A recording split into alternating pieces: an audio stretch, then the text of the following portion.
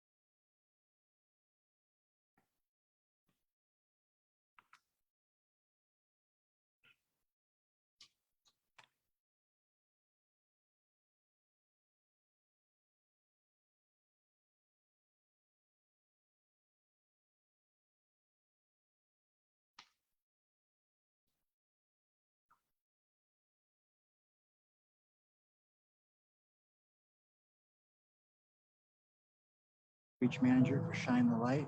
We're an organization that goes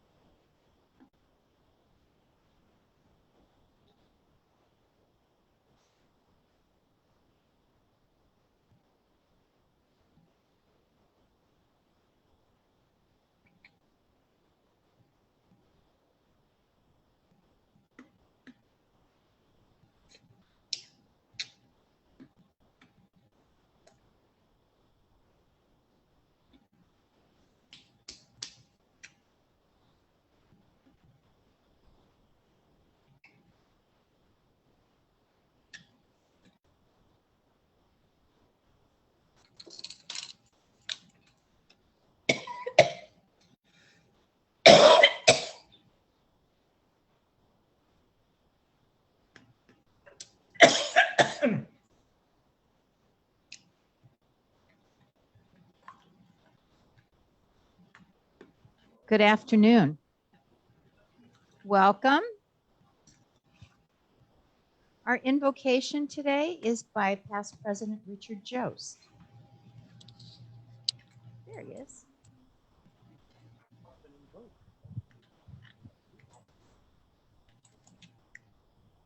And thank you, Stu, for volunteering the invitation. We see signs of summer's passing in golden leaves, shortening days, misty mornings, autumn glow. We sense its passing in rain that dampens, winds that chill, harvest bounty placed on show. Creator God who brings forth both green shoot and hoar frost, sunrise and sunset, we bring our thanks for seeds that have grown, harvests gathered, storehouses filled, mouths fed. And as your good earth rests through winter's cold embrace, we look forward to its reawakening when kissed by spring's touch. And Stu also put a footnote on this and said, if anybody knows the definition of hoarfrost, he'll buy you a dinner at Lowry's. So just see Stu about that. And in light of who our speaker is today, I think we should also remember, as we're going into the season of Thanksgiving, as we're giving thanks for how fortunate our lives are, that we remember those around us in our community who don't enjoy the same good fortune. Thank you. Thank you, Richard. I looked up hoarfrost. I can tell you what it is. It's condensation that freezes on foliage.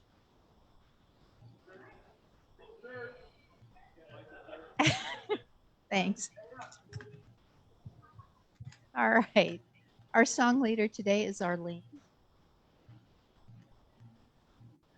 It's Sidra. I'm sorry. Sorry, even better.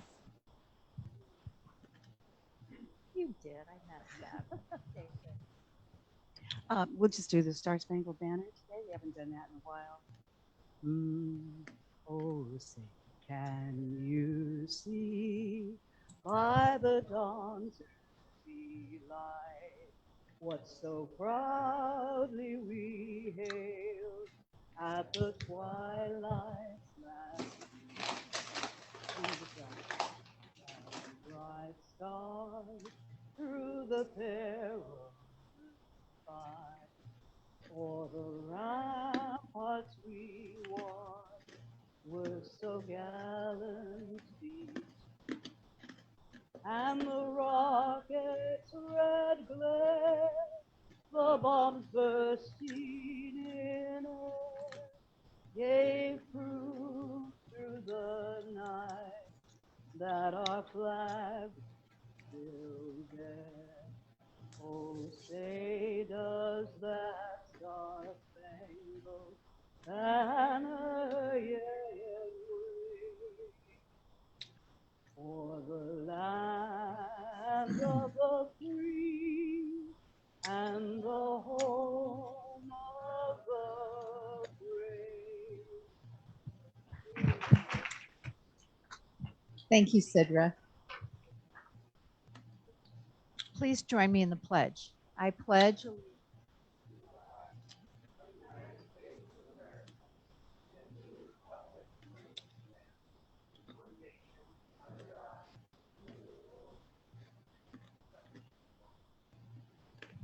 Thank you, and be seated. Our Sergeant at Arms today is John Pally. Woo-hoo, all right, yeah, go John. No, please, really, that's enough. That's enough. Do we have any international visitors today? Murray, we do. But Murray doesn't want to say nothing. He Okay. says, but he's going to be here for a while. Okay, good. Welcome. Visiting All Rotarians. right, he's happy to be here. All right, we'll quote you on that.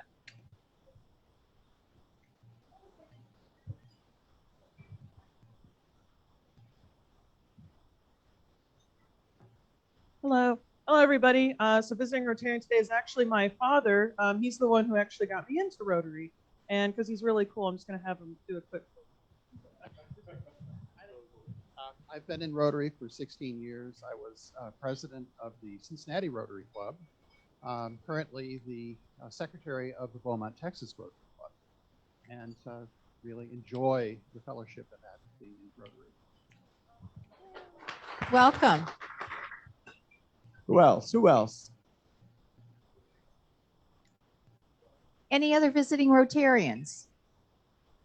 Do we have guests of Rotarians? Thank you. I guess I'll stand up.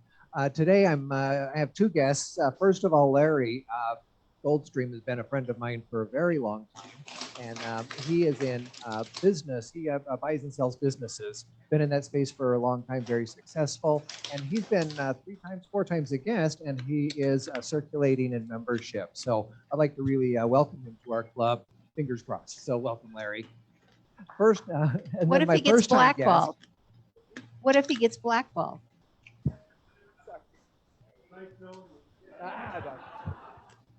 Oops. And then Morgan, this is her first time ever in our club, and I appreciate everybody making her feel welcome. Morgan represents Goodwill of Southern Nevada brilliantly. They've been through a lot over the last half decade, and they really are coming out like a shining star in our community again, and she's out there touting their message. So welcome, Morgan, as well. Thank you. Welcome. Thank you, Bill. Oh, okay, wait a minute. So, President Katie, you asked me to, keep things uplifting here, and then you suggest a prospective member might be blackballed. I'm just saying, maybe that's not the way to go.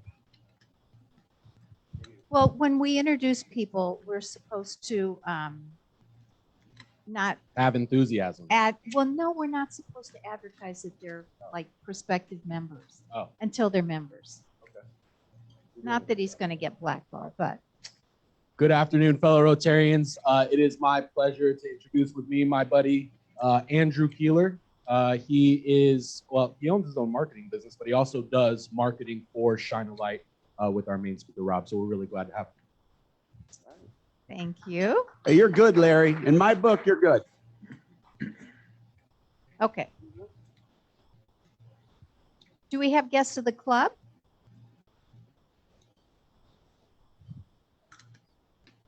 Good afternoon, Rotarians. I am honored to introduce, stand up please, CJ Neff.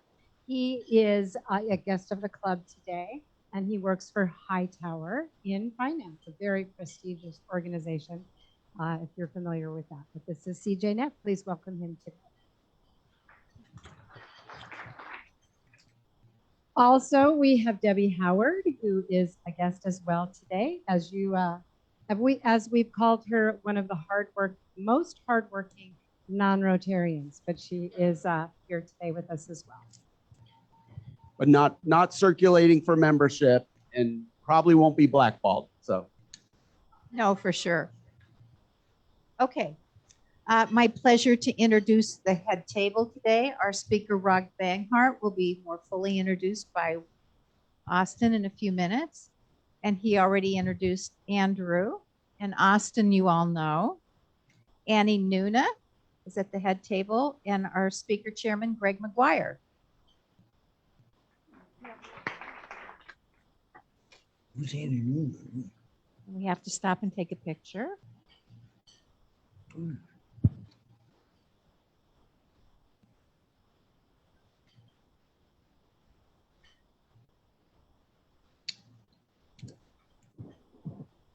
Thank you, past President Jim Tucker.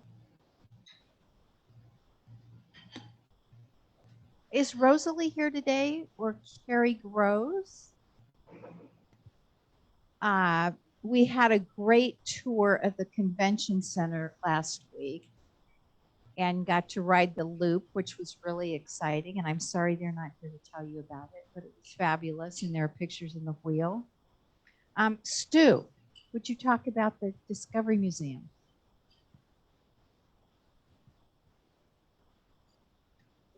So if you open up the wheel on page 3, you'll see a couple shots of the 7 volunteers from the club who showed up at the Discovery Museum.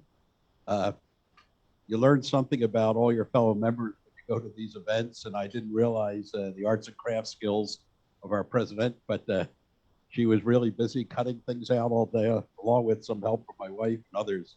But we did have a chance to interact with the kids. There's a photo there showing Kathy helping the kids make crowns, and I was at the toothbrushing station. I don't know how they picked me, but I think we all had a good time, and certainly we all felt good about contributing to the kids that are here in the neighborhood. Thanks. Thank you for everyone who showed up. Would you take the mic to Kathy Mahan, please?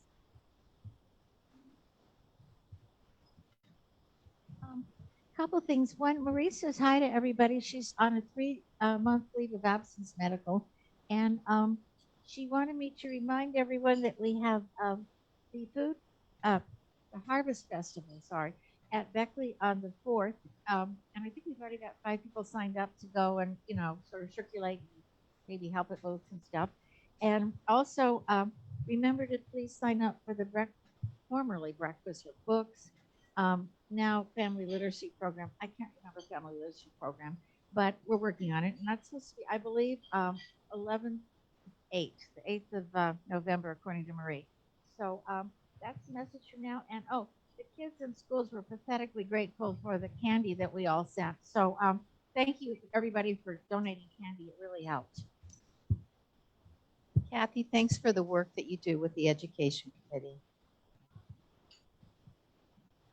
Jim Cole, you want to talk about the backpacks?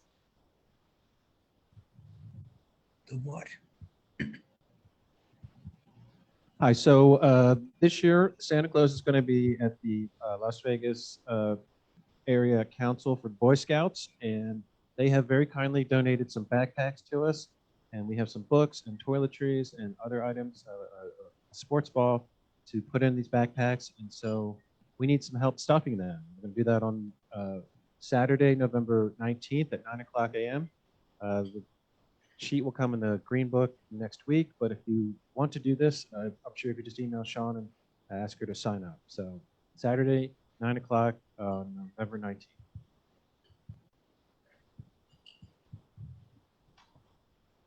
Nikki Bates is right next to him.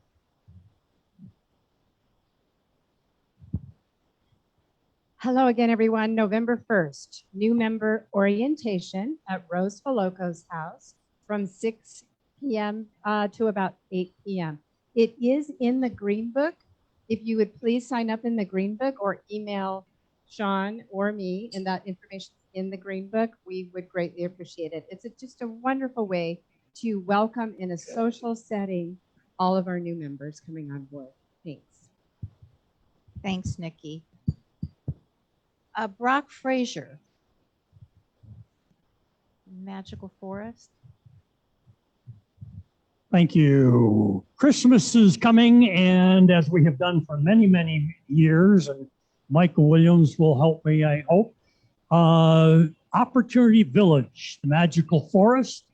It'll be, I believe it's the 3rd Thursday evening. We typically end up taking about 20 or 25 of us there to help all the activities that go on. It's their major fundraiser for the year. It's a great evening out for us, and we'll have this in the Green Book here shortly.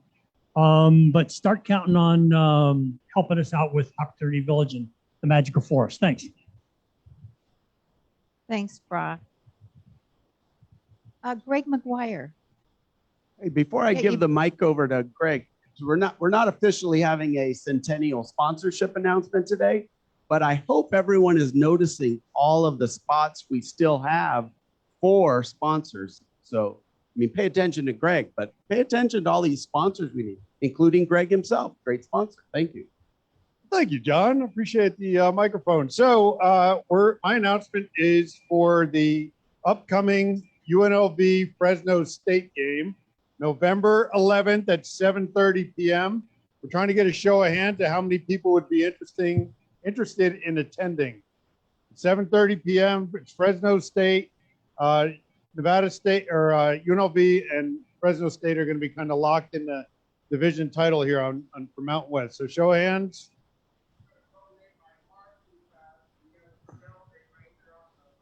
a 10 by 8 piece of pavement just got donated. That's not even his. He doesn't even own the property. Oh, God. All right, good. We'll get some word out again. If I don't know, do we get it in the? I didn't tell you to put it in the green book. Okay, so if you can just stop by and tell Sean on the way out, or tell me, it's even better. If you'd like to attend, well, and how many, then we'll make sure we get your name on the list. Okay, and we're doing it differently, right? We don't have the Russ's party bus cars in. 80-foot RV into the parking lot. Okay. Yeah, we could do that. Oh, and Neil's taking his catering truck. It's getting better. Okay. Barbara Castro. Woo! Austin. Where's Austin? You didn't? All right. Oh, okay. Can't do it anymore. You got to talk to you about that. It's okay. Thanks. Stop, guys. Do you have an announcement? Sorry. Yes, I have a lot to say, so I should probably stop. Okay, so 3 things. Working? Okay. First thing is the canned food drive. We're counting down the days. It's almost there. We're doing really well, though, but we can absolutely use a lot more to reach our goal. You guys have cans on each table there. Donate money there, please. Or we also have a, in the green book, you could donate money. Also, remember, this is going to people who need food, right? Like, I know this is a competition, and I've been saying that, promoting that, but in reality, we're raising money for food, for people who don't have food, who are going to be less fortunate than us. So please do everything you can with that. Next thing, the Halloween party. It's going to be at Antoinette's house tomorrow at 6 p.m. It's a $10 donation.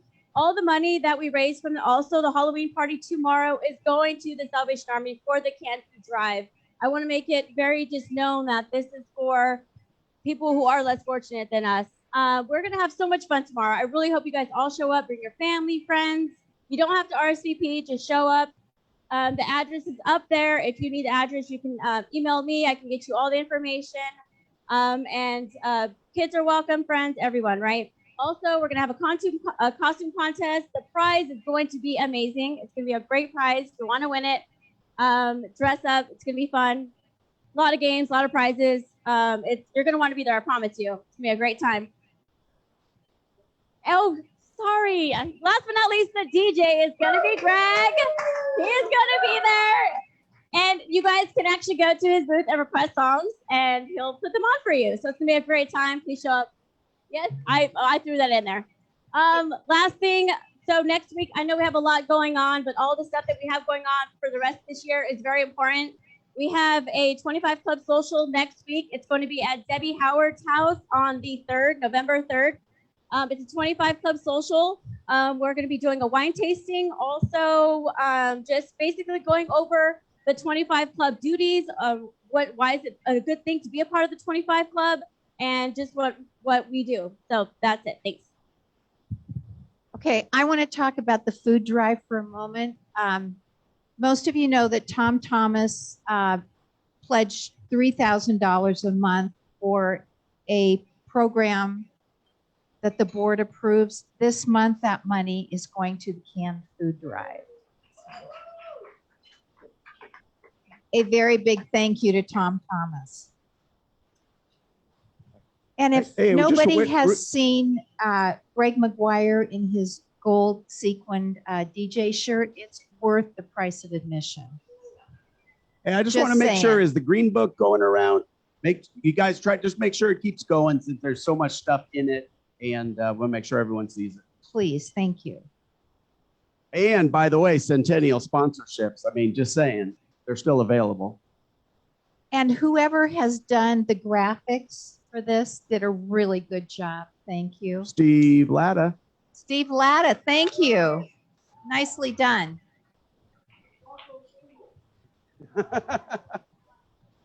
Okay.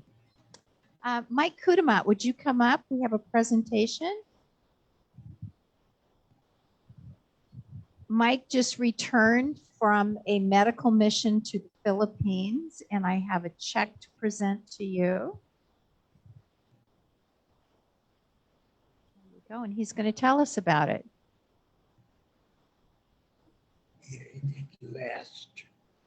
So we've heard we have a lot of domestic activities going on, but remember, Rotary is an international organization, and we're part of the whole global community. In part of this, we had a medical mission in the Philippines last October 8 to 10, and Rotary Las Vegas is a major sponsor. We got the check right here. So thank you very much, Las Vegas, our Rotary Club.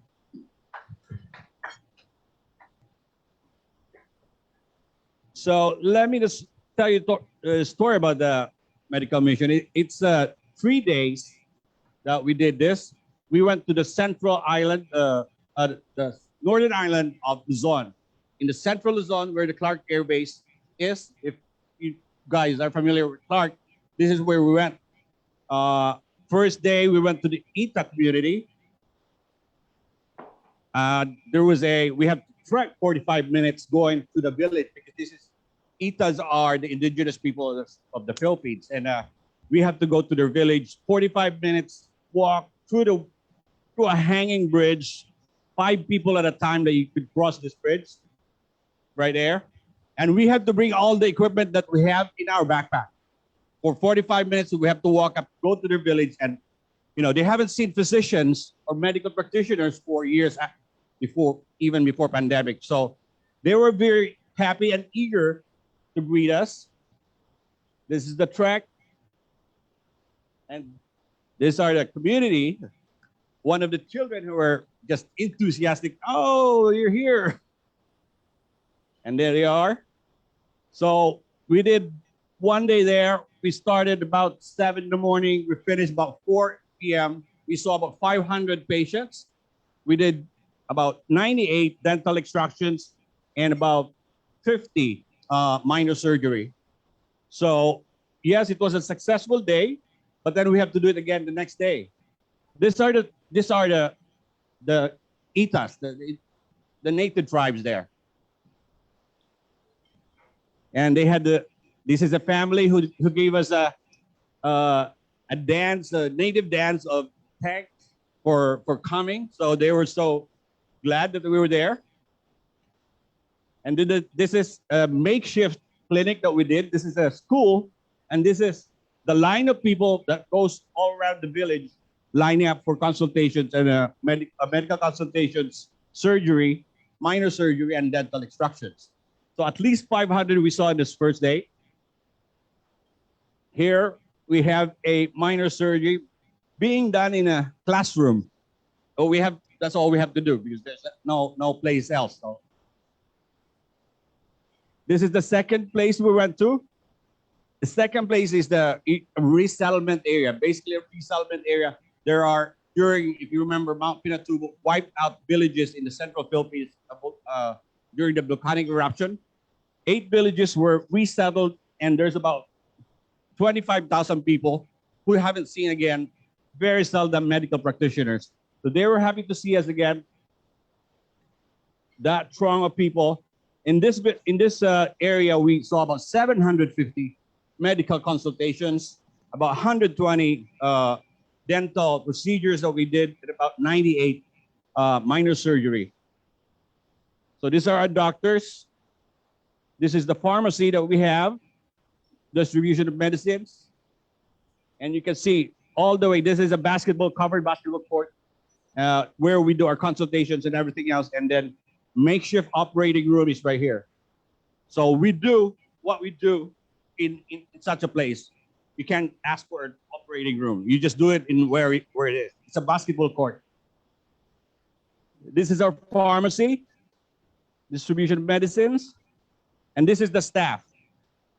There's about 40 of us, 20 from US, UK, New Zealand, and Australia, and 20 local practitioners. And at the end of the day, so it was very successful. Thank you very much, Las Vegas Rotary Club, for sponsoring. And while I was there, somebody approached me. You're with Rotary Club? Of course, we're Las Vegas Rotary Club. Could we exchange banners? So Katie, I'm presenting to you a Rotary banner that just comes up to me, and I'm very glad you're doing this. Thank you very much. Thank you. Thanks for the work you do with our international friends, Mike. Okay, I'd like to thank the people that helped put this meeting together today. Kathy Mahan and Bob Warner set up the room. Tony Craig and Larry Cohn were our greeters, except Nancy Anderson was the one who greeted me. Our scribe today is Susan Ziobro. Jamie sold tickets today. Our AV team was David Jones and new member Suzette Wheeler. And cleaning up this afternoon, Anthony Barnes and John Pally. Thank you so much. And we have a few minutes for fellowship and lunch. Thank you.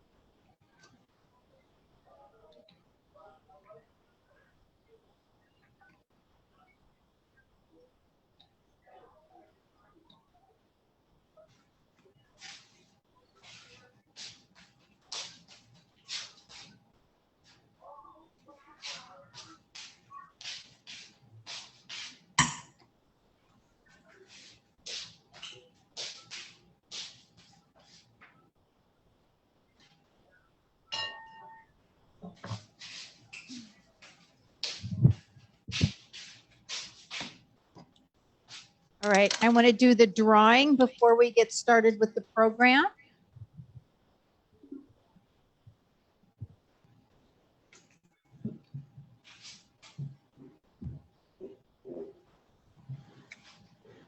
The pot at the end of last week's meeting was $1,295. We have a very full deck. The ticket to draw for the Joker today is 1173079.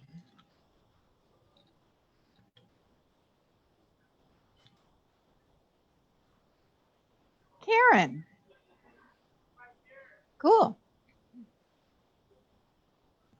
There's too many cards. I trust you. All right, let me deal with these.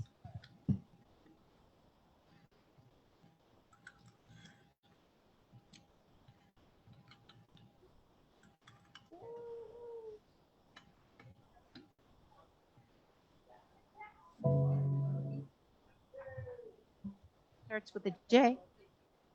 You'll take your $10 and tear this in half. Okay. And $50 in Lowry bucks is 1173077. Karen.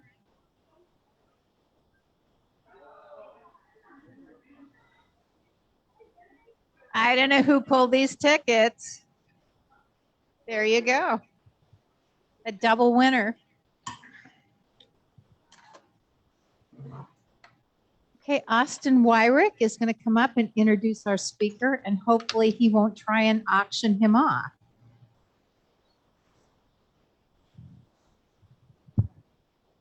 Thank you, President Katie. I've had an idea of something I wanted to say. I mean, I've known these two guys for Andrew's been a good friend of mine for about 8 years, and Rob, I mean, I've known him for about 4, I would say. And for a lot of you who don't know, something about me, the world that he's about to describe to you is somewhere not far off from where I come from. And it's men like this, and women, right, that stand on the front line and get out there and do the dirty things a lot of us don't want to do, to reach out a hand and to try and save another life. It truly is a privilege in my eyes to have this man here to come and speak to you today and tell a little bit about what Shine a Light has going on.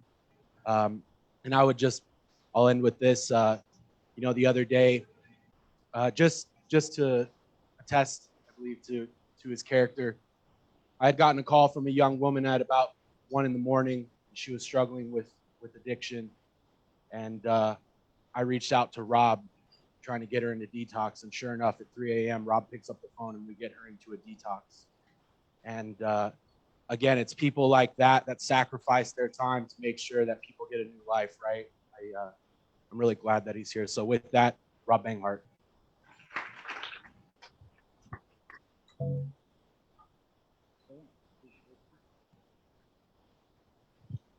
All right. Good afternoon, everybody. Just want to start off by, my name is Robert Banghart. I'm the Outreach Director for Shine a Light. Just want to take a second on behalf of our foundation, say thank you very much for allowing us the space and the time to come in here and explain what we do. Andrew has a little video we're going to start out with first, right? Yeah.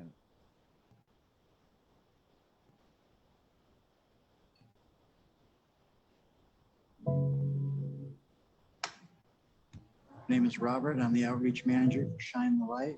We're an organization that goes out to the tunnels every Saturday under the city of Las Vegas, looking for anyone wanting a way out. Las Vegas has over 600 miles of tunnels and washes in our city, and about 1,500 people homeless living in them. We offer them a way out through detox, housing, inpatient facilities. We bring out supplies each week to help build that relationship, and then open up conversations that allow us to explain what we do.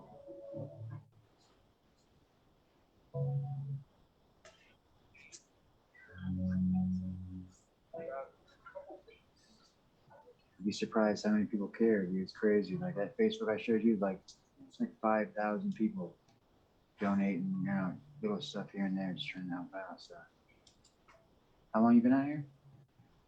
5 years. Living out here's not as bad as what it might be. It is, but you Well, get it used is, to it. but Get used to it. yeah. It's like, hey, somebody got to have someone just like you. Just like you.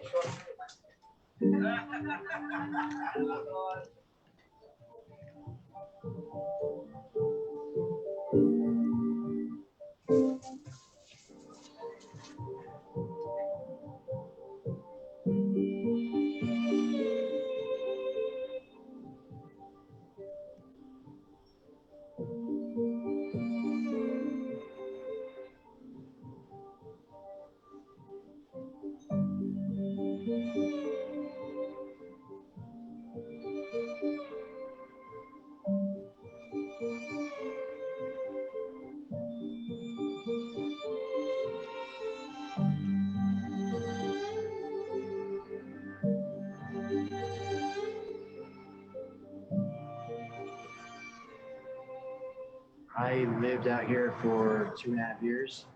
I healed from a lot of stuff I didn't even know I was hurt from. Now it's more like, how can I really affect change in my city? How can I really help people on a larger level? You know, trying to build something that's like legitimately going to last. So if I stepped away right now, it doesn't fall away.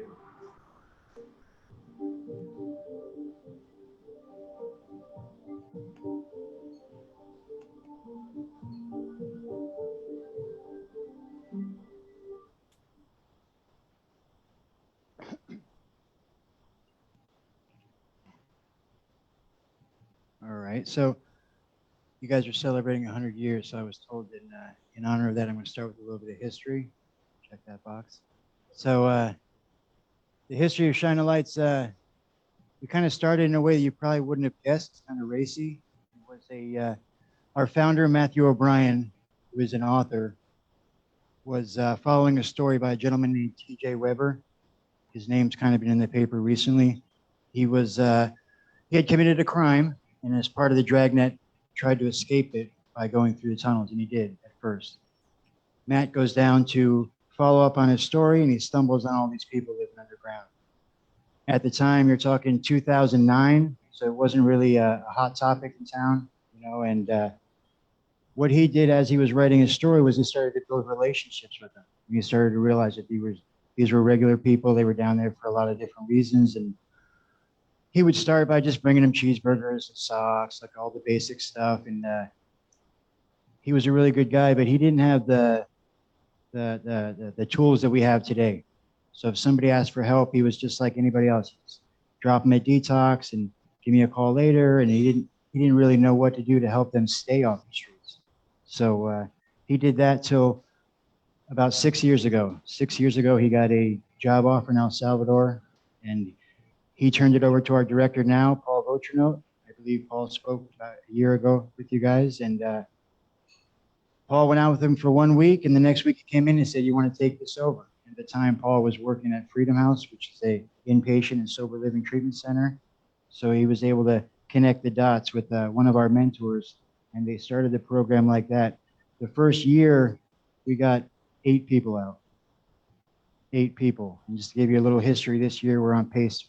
I think we have 261 as of this morning.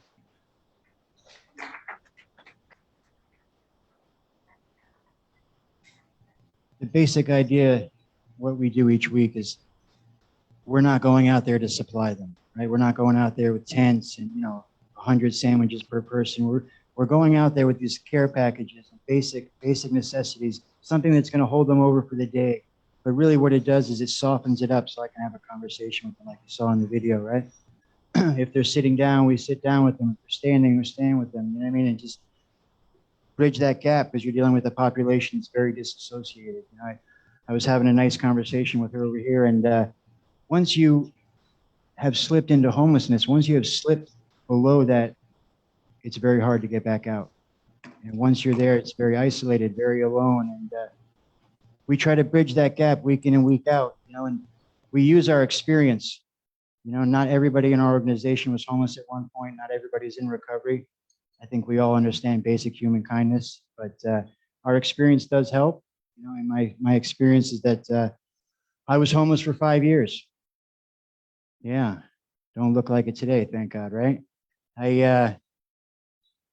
4 years, August 10th, 2018 was my recovery date. So, yeah, I lived in a tunnel for about 2.5 years.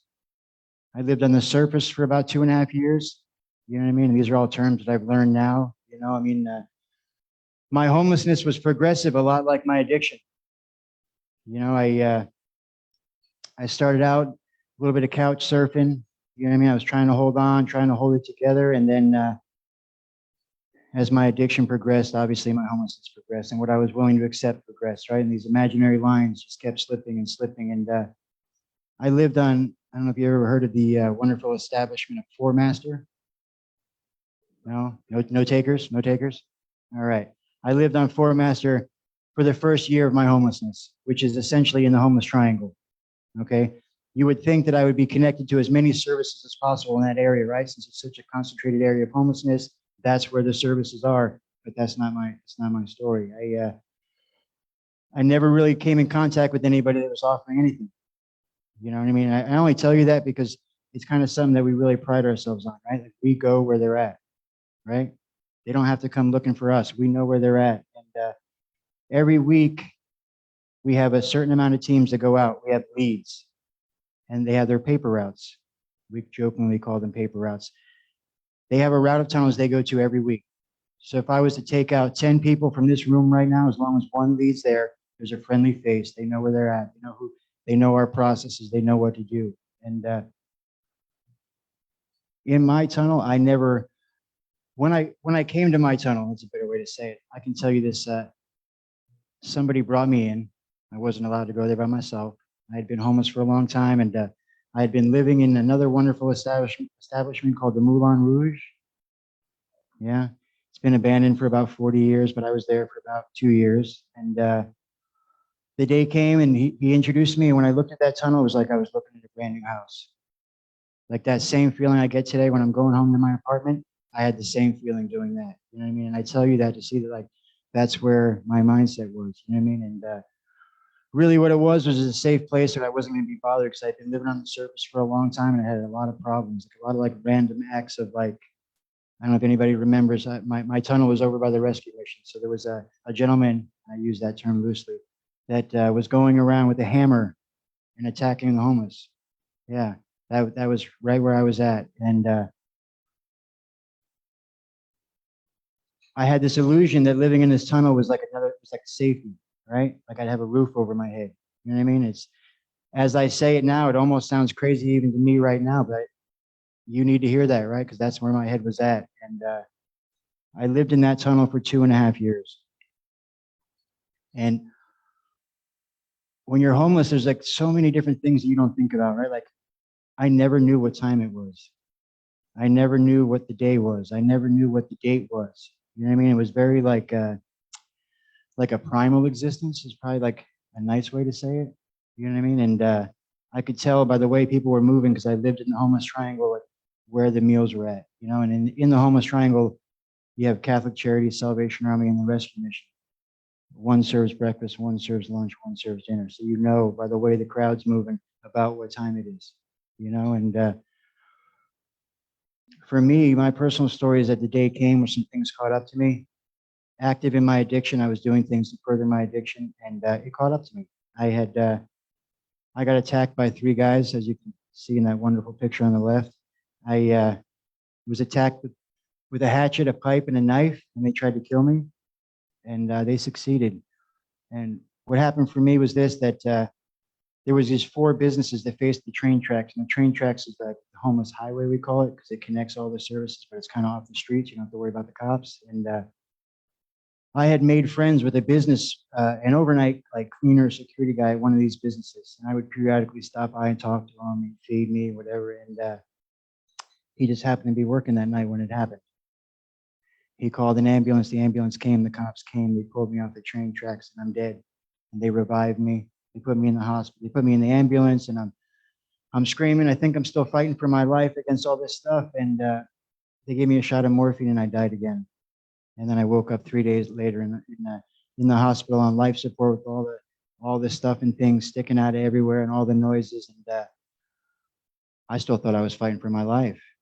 And I've got this nurse yelling at me, and now I'm really scared because I don't know why she's mad. I don't know what's going on, you know. And for me personally, it was the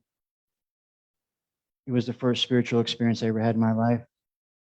You know, I felt the presence of something in that room that was like so massive and peaceful and big and great that like it just calmed me down. So I don't know if my first God shot was the morphine drip or not, but God comes how he comes. I'll take it, you know. And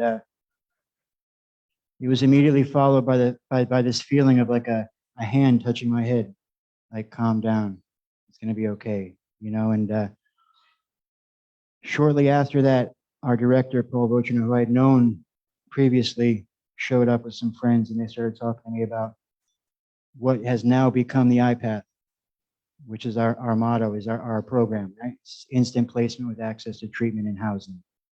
I didn't know it at the time. I was kind of a test rat for this thing, so if it didn't work out, I wouldn't be here, but I guess it did, so we're here. And essentially what that means is, to break it down, is that you call, we come.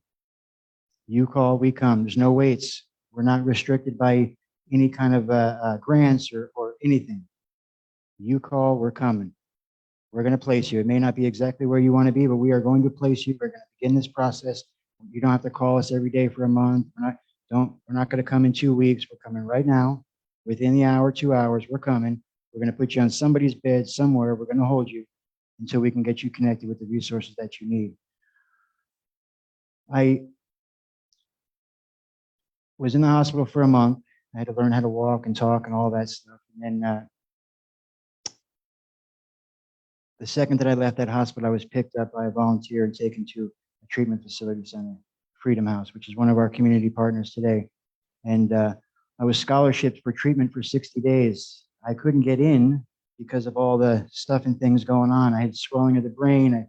I had a broken jaw. They couldn't wire shut because of the swelling of the brain. They thought I was going to throw up and choke on it, and all kinds of stuff going on. Again, I thought for sure, like, I'm going to get dropped, right? Like, I've been homeless for a long time. I don't trust anybody. This is where I'm going to get dropped. And the answer wasn't that. The answer was, here, we're going to take you over here. Just like I was telling you about, it's iPath. We're going to place you where we can place you. We're going to help you where we can help you. And I was transitioned to a sober living out on Ann and 95. They wanted me way out of town, away from everybody. And again, another spiritual experience, right? I'm there. I walk to the gas station. It's 100 feet this way, 100 feet that way. It takes me 15 minutes to get there. It takes me 6 hours to get home, and I got to call 4 people because I'm lost. So I got swelling of the brain. I got all this memory loss, you know, and I can't remember anything. And long story short, that house had a meeting once a week, their house meeting. And at that house meeting, my mentor and one of my closest friends was there, and he was the owner of Freedom House, and he saw me and he said, "Yeah, bring him back." And the next day I was back at Freedom House and began my journey. So I did 60 days there. It took me a month to learn how to sleep in a bed. You know what I mean? A month. And I always tell this story because it's super relatable to me right now. I have this wonderful bed in my house that, like, I roll around in all the time to get comfortable. And I tell you that only because that first month at Freedom House, I did the same thing on the floor. My muscles had been so used to sleeping on concrete that that's what was comfortable to me. And I'd be laying on the floor, this beautiful treatment center with this perfect Tempur-Pedic bed right next to me. And I'm just rolling around on the concrete and I'm getting comfortable. You know what I mean? Like, so it took me a month. I had to progress up to a couch, and then I'd bounce around different couches, all kinds of craziness going on. But really what happened there was that I got connected with clinical services. I got connected with recovery. You know what I mean? I started to see that there were other guys just like me, other girls just like me that had the same experiences, and they had been able to recover and change their life. And the tail end of my time there, I started noticing these guys coming in every Saturday, grabbing a couple backpacks. At the time, it was only a couple people, and I said, "The heck are they doing?" So I went up to Paul and I said, "Hey, Paul, what's going on?" He started talking to me about Shine a Light, right? Started telling me about how they go down to the tunnels and they build relationships, and I said, "I want to do it. You know, I want to help out. How can I help out?" And I transitioned out of there. I went back to that same sober living, and he told me to come out once a month. And like any great person in recovery, I'm defiant. I can doing it every Saturday for the last 4 years. So I don't listen that well either, apparently. But essentially, what I started to learn and what I started to see was that it's not what you think it is, right? Like in the beginning, it was all about building relationships and letting them know that there was an opportunity and access to help. And I think as a homeless person, I don't believe you the first time. I don't believe you the second time. I need to see this over a period of time before I'm really willing to, because I'm in an environment where I can't trust anybody, right? And I think that's really why we've had so much success growing. Every year we've doubled our numbers. This year we're going to quadruple our numbers, you know. And I like to tell this story that my route is, I don't know if anybody's familiar with like the Rio Tunnel, those washes, right? That's part of my route. And there's a lot of people that are there that I've been seeing for 4 years, right? Not everybody wants to get out. And I've been able to cultivate relationships with them, and my team as well, our teams have been able to cultivate relationships that like we have a banter. And there's a girl in one of the tunnels that every time she sees me, she comes out with her fists up, like jokingly, like today's the day we're going to fight. You know what I mean? But it's all love and joking around. You know what I mean? And those kind of bonds, like there's Joe right there. Joe's one of our leads, is always with me. The same thing.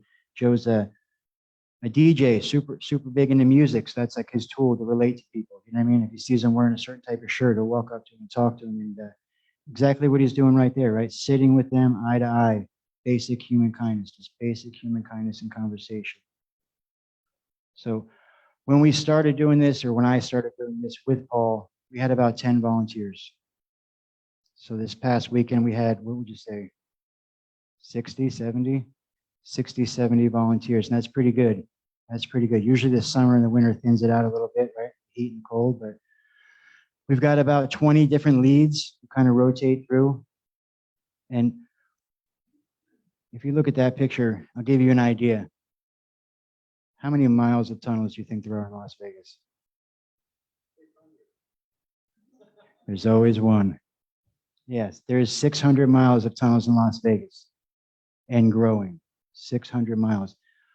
There's an estimated 1,500 people living under your city right now. It's obviously a transient number because of the population, but about 1,500 people. On my route, that same tunnel right there, you'll be looking up at the back of Caesar's Palace, and there's 30 people living right there. So a little bit more about, I talked to you earlier about the fact that we're not restricted by grants or any kind of big paintbrushes. Every single person out there has their own story, right? And I always say this, that we like to use the starfish model, right? I'm walking down the beach, I'm throwing one starfish in at a time. Each one is very different. Somebody walks up and says, hey, what are you doing? You can't make a difference. Tell that to the starfish you just threw in, right? It's the same thing with everybody out there. There's a wide variety of reasons why they're out there. It's not just addiction, it's mental health, it's bad luck. And again, we were talking earlier, 7 out of 10 people in this country live paycheck to paycheck, right? That's 7 out of 10 people in this room right now could be homeless within 2 to 3 weeks, right? That's a pretty large number. So again, because we're not restricted by that, we have the ability to help where the help is needed.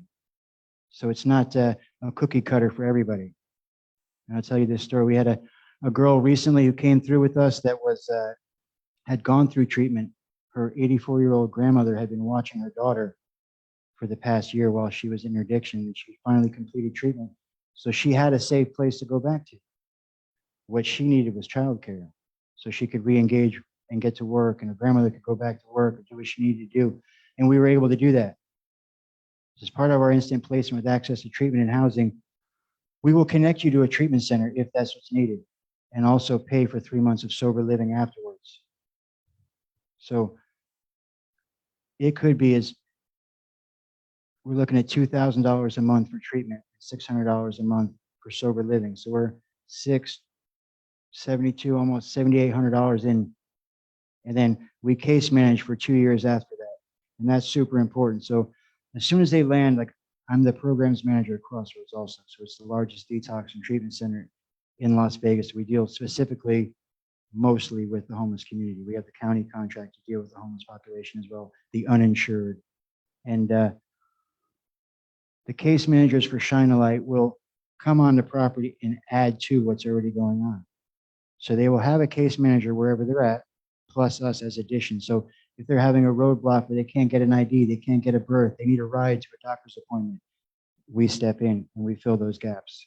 And then once they transition out, we have sober livings and partnerships with different sober livings in town where we can place them, we pay for their bed, and continue to case manage them. We case manage for up to 2 years. If I could give you a little background, I would tell you that a story that comes to my head right now is we have a client with us, been with us for a year and 2 months. Been doing great, doing everything we asked him to do. He lost his job. So a year and 2 months into it, he loses his job. We reconnect him with the services he needs to get another job. In the meantime, we're able to pay his rent. So he never has to slip below, right? He never has to slip back. It's constantly moving forward. And as long as they're willing and able to meet some real basic requirements, you know what I mean? Meet with a case manager once every 2 weeks. You know what I mean? It's really basic. And as long as they're willing, we're always going to be willing to help them out. We have partnerships with pretty much everybody in town. West Care, Rescue Mission, Project Maryland, what else? Salvation Army, pretty much every sober living you can think of in town. And we continue to grow. We continue to access more facilities so we can help more people. Right now, we have about 90 clients active in the community. All right. And something that's not really touched on in the iPath is that we kind of have like a tribe mentality. Right. And I say this lovingly because Paul still jokes that he case manages me for 4 years and 2 months later. You know what I mean? And I still joke that I case managed George 3 years later. The idea is that hopefully by the end of the 2 years that you're so involved in our lives, it doesn't really matter. You know what I mean? Like we have an alumni meeting every Sunday. We have our offices, we got video games, pool tables, a bunch of recovery meetings. And it's a great way to bring everybody back together, stay connected, check-ins. They can meet with their case manager there, or they'll come to you, obviously. What else you got, Andrew? Sure. Does anybody have any questions?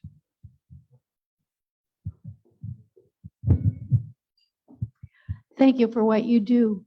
Of the people that you now have successfully, I think you said 200 or so brought, how many of those are under the age of 18? That's a question we get asked a lot. I just this past weekend saw my first kid underground. Just saw our first kid. I've been doing it every Saturday for 4 years straight, and we don't see, yeah, he's only seen one too, so it's not a huge population underground. Hi, I may be wrong on this, but I thought a couple of people died during the monsoons in the tunnels. Does the county have any type of early warning system or anything like that for folks that are in the tunnels? They do. They have, they post a lot of signs. I've seen plenty of police officers pulling up the tunnels and announcing it, hey, be careful. I mean, let's be fair. I mean, I think their state of mind is not always great. You know what I mean? Like, for a variety of different reasons. And while I was out there, again, going back to that speech to talk about primitive, right? Like, I could see the clouds. I knew, most people knew we'd go above ground. You know what I mean? Not everybody's able to do that. Some people are more isolated. Not every tunnel is very community oriented. Some of they might be off by themselves. And a lot of times when you see the deaths, not the recent ones, but it'll be rain up in the mountains that comes down where there's no clouds in the city. Everything looks fine, you know? And it only takes 6 inches of water to take you off your feet. In the particular area where the people died this past time, the city has actually caged off entrances. So everything was washing up against that, and they were kind of caught up in that from what I saw. Thank you again for coming and speaking with us today. Clearly, there's a lot of effort that goes into making all of this happen. And just so maybe for if anybody in here is interested, how can we get involved? What do you guys need? How can we best serve Shine a Light? Well, in the window right here, you've got your QR codes for donations, obviously. Everything that we hand out for the past 6 years has been donated. We've never bought one sock. We've never bought one bottle of water.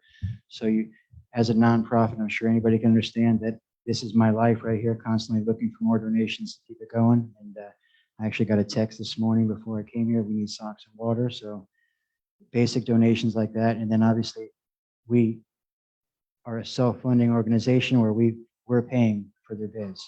We're paying for their treatment. So donations of all kinds, obviously. You mentioned that there are some that don't want help. Oftentimes on the news, we hear that people are not interested in coming out. They don't want to do that. They want to live the life they want to live. What's your experience in the reasons why people don't want help or want to stay? And then how do you change that over time? That's a really good question. I'm a visual learner, so I always think about scenarios in my head when I'm trying to understand something. And the best way I've ever heard it said is this: if I walked up to anybody in this room right now and I said, listen, I got a better way of life for you. All you got to do is leave everything you know right now. Come with me. And I promise you, you don't know me, but I promise you, it's a better way of life. Right? And that's really what's happening out there. And for us sitting in this wonderful luncheon, that seems crazy, right? Like, why would you not give that stuff up and come over here? But we have a different perspective and a different view on the scenario. That has become their whole world. Just like I told you, I'm looking at a tunnel and it looks like I'm buying a new house and I'm happy to be there. I can promise you I wasn't sitting around the Christmas tree when I was a kid going, I can't wait till I get to my tunnel. You know what I mean? It's funny, but it's true, right? Like it's all about perspective. I think the basic thing for us is that we need to, a lot like we're doing here today, build relationships, talk, communicate, kindness, right? Something that we all understand in this room very well. And over time, I use the analogy of chopping wood. I have no idea. I have no idea when the day is going to come and they might be ready or if they'll ever be ready. But I'm going to continuously, we are going to continuously have the door open, let them know it's there, check on them and see. You know what I mean? Like there's only been one guy in the entire time that I've been doing it that I walked up to. He said, yes, I want help. Came out and has been out the whole time. One guy. We call him the unicorn. You know what I mean? Most people, like myself, struggle in and out for a while and have our own experiences, but we don't give up on it. We just keep checking on them, kept checking on them. Hope that answers your question.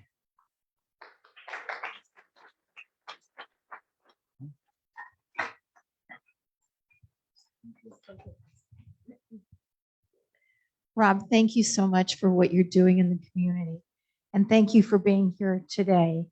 I have a Soul Power Award for you that represents a pair of shoes for a child in need. So thank you.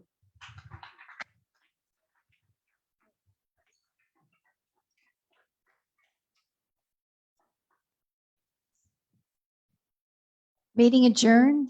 We'll see you next week.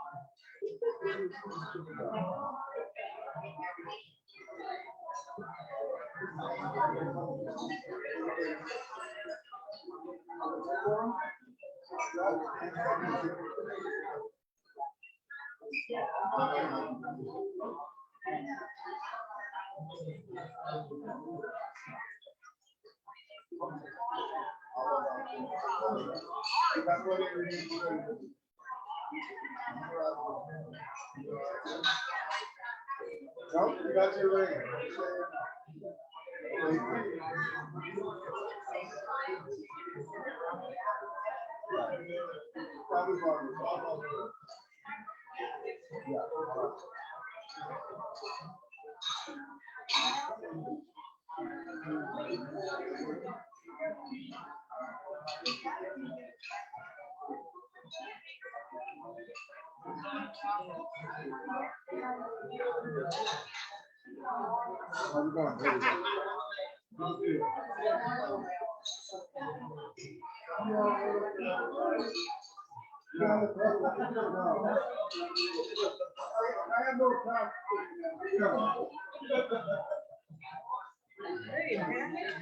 up, man?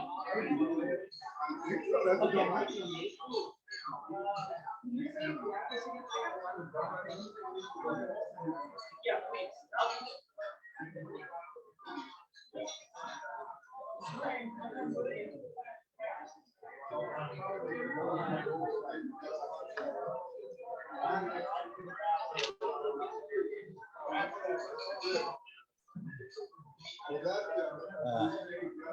got the